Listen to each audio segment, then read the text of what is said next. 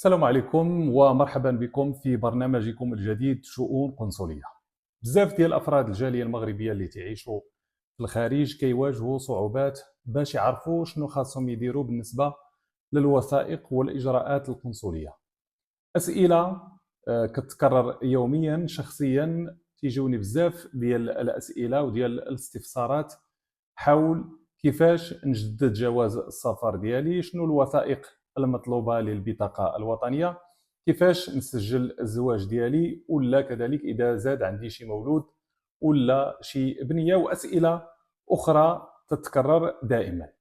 والمشكل ان المعلومات تتكون منتشره بزاف ولكن ماشي دائما واضحه ودقيقه، وكل واحد تيقول حاجه مختلفه، وهذا كيدير واحد الارتباك وواحد الشك عند بزاف ديال الناس. ومن هنا جات فكره هذا البرنامج باش نوضحوا خطوه بخطوه جميع الخدمات القنصليه المتعلقه بالجاليه المغربيه بطريقه بسيطه ومفهومه لكل الناس.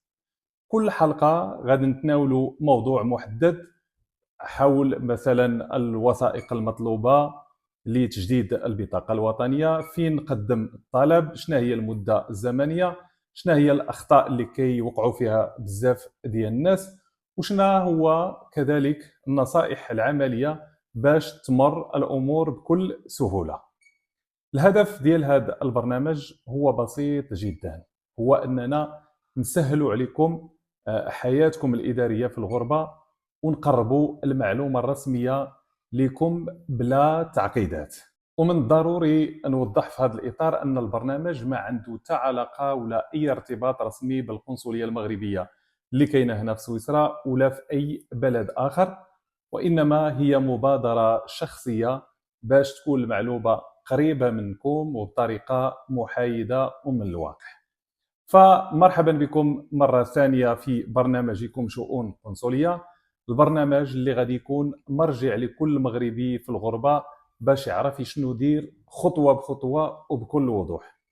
في الحلقة المقبلة إن شاء الله غادي نتكلموا على كيفية حصول الأبناء من أم مغربية وأب أجنبي على الجنسية المغربية، شنو هما الوثائق المطلوبة، فين نقدم الطلب، واش ضروري خصني نمشي للقنصلية ولا لابد من أنني نقدم الطلب عن طريق المحكمة، إلى غير ذلك من الأسئلة اللي تطرح حول هذا الموضوع. غادي نضمن لكم حلقة شاملة وبطريقة سهلة ومبسطة للجميع.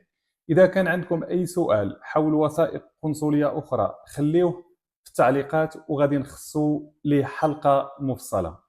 هدفنا أن كل مغربي في الغربة يلقى المعلومة بسهولة وبكل أريحية. انتظرونا في الحلقة الثانية من هذا البرنامج. إلى ذلكم الحين دمتم في رعاية الله وإلى اللقاء.